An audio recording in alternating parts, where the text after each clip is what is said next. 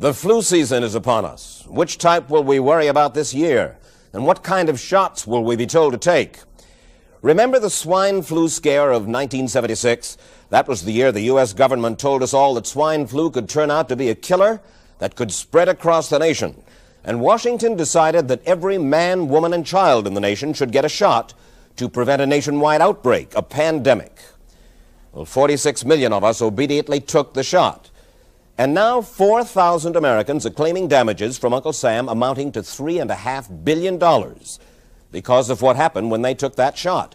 By far the greatest number of the claims, 2/3 of them, are for neurological damage or even death, allegedly triggered by the flu shot. We pick up the story back in 1976 when the threat posed by the swine flu virus seemed very real indeed. This virus was the cause of a pandemic in 1918 and 1919 that resulted in over 500,000 deaths in the United States, as well as 20 million deaths around the world. See how easy it is to... Thus, the U.S. government's publicity machine was cranked into action to urge all America to protect itself against the swine flu menace. Influenza is serious business. During major flu epidemics, millions of people are sick and thousands die. Well, this year you can get protection. The vaccines are safe, easy to take, and they can protect you against flu. So roll up your sleeve. Protect yourself. One of those who did roll up her sleeve was Judy Roberts. She was perfectly healthy, an active woman, when in November of 1976, she took her shot. 2 weeks later, she says, she began to feel a numbness starting up her legs. I joked about it at that time. I said I'll be numb to the knees by Friday if this keeps up. By the following week, I was totally paralyzed. So completely paralyzed, in fact, that they had to operate on her to enable her to breathe. And for 6 months, Judy Roberts was a quadriplegic. The diagnosis?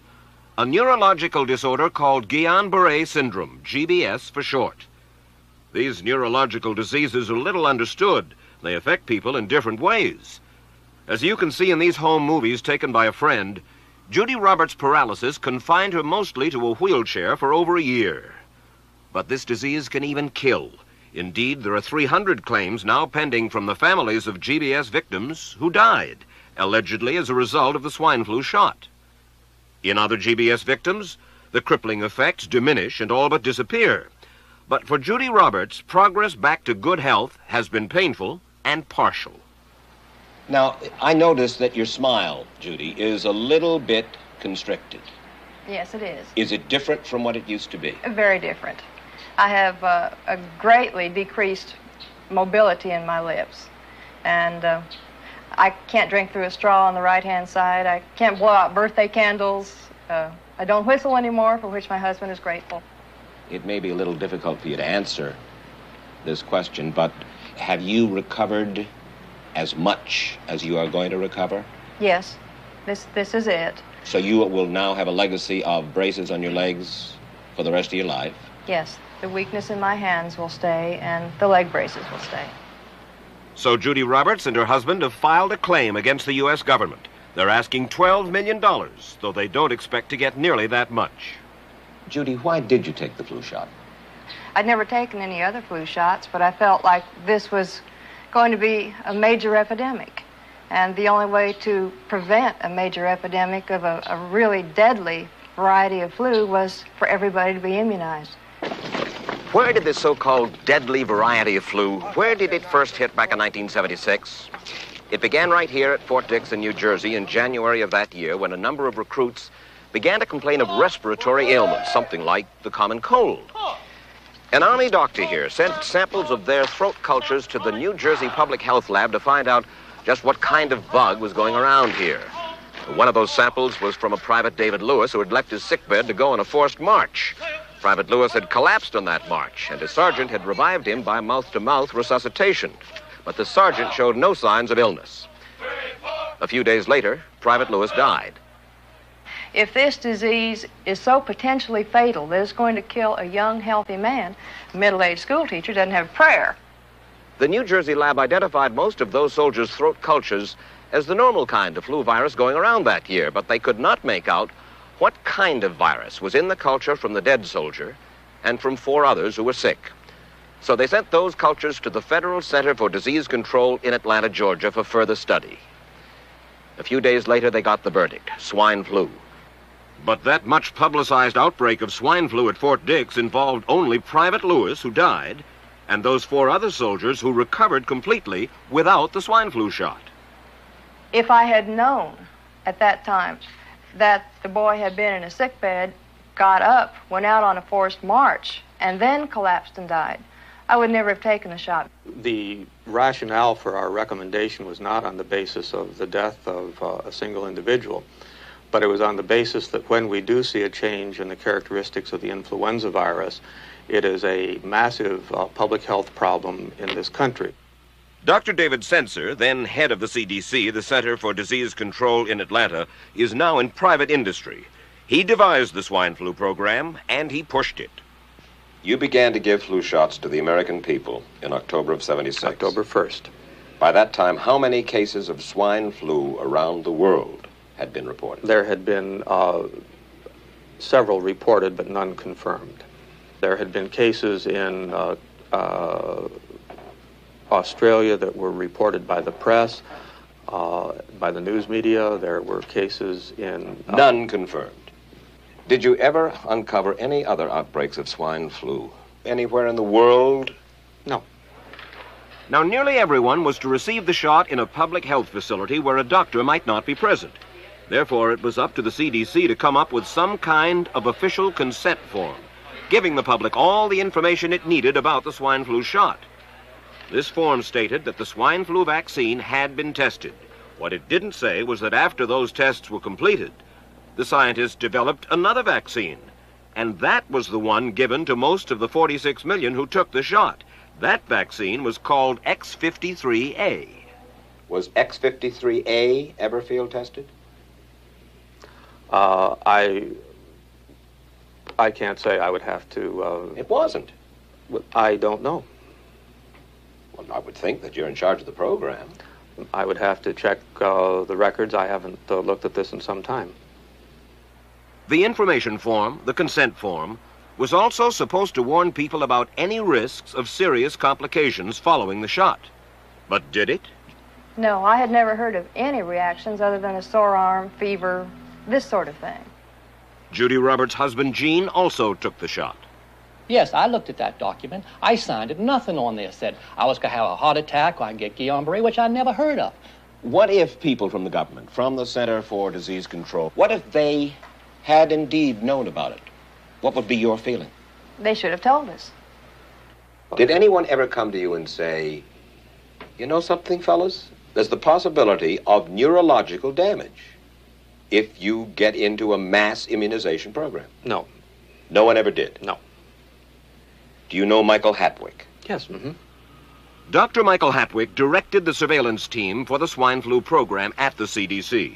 His job was to find out what possible complications could arise from taking the shot and to report his findings to those in charge.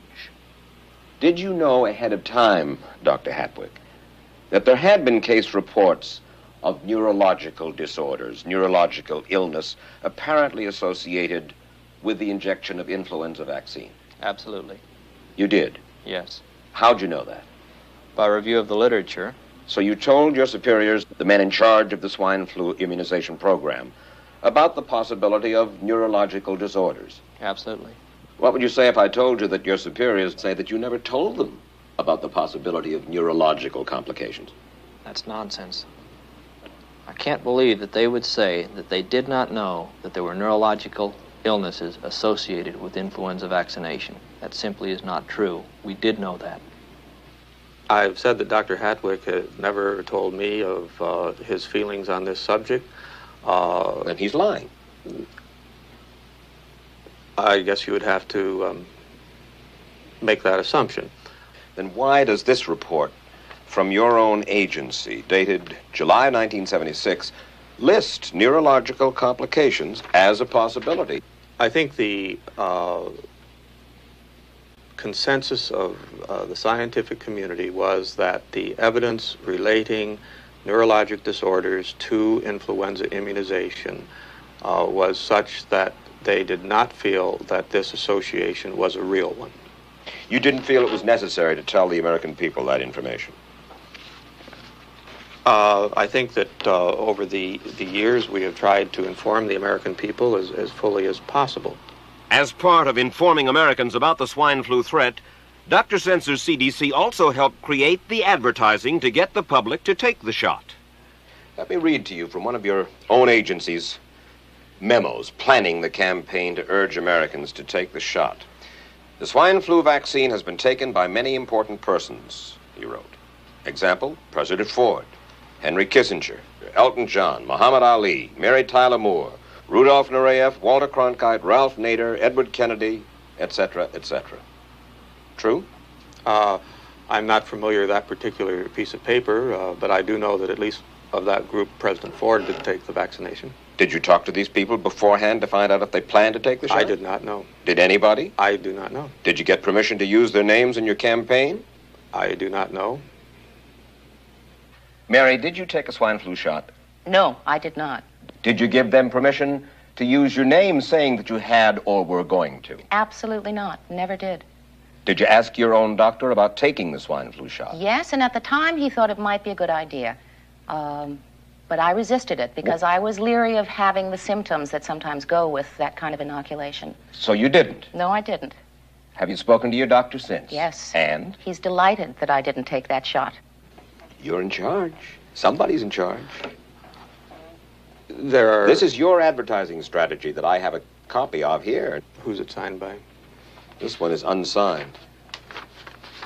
But you'll acknowledge that it was your baby, so to speak. It could have been from Department of Health, Education, and Welfare. It could be from CDC. I don't know. I'll be happy to take responsibility for it. It's been 3 years now since you fell ill with GBS, right? Right.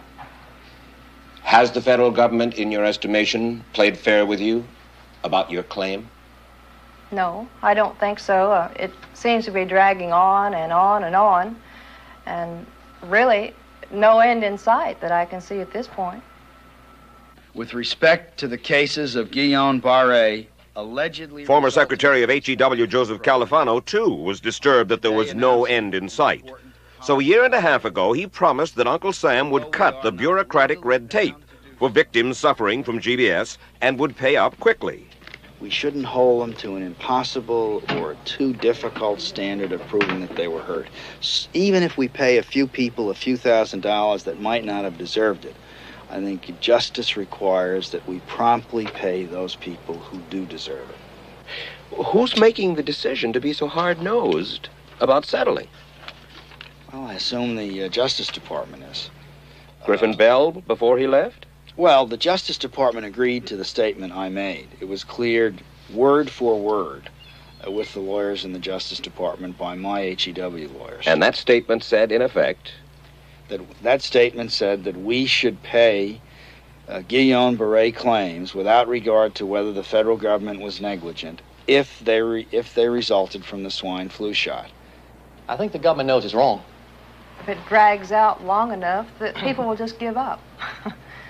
Let it go. I am a little more adamant in my thoughts than my wife is, because I told Judy to take the shot. She wasn't going to take it, and she never had shots, and I'm mad with my government because they knew the facts, but they didn't release those facts because if they had released them, the people wouldn't have taken.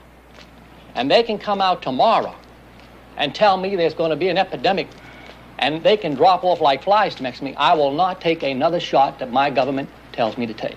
Meantime, Judy Roberts and some 4,000 others like her are still waiting for their day in court.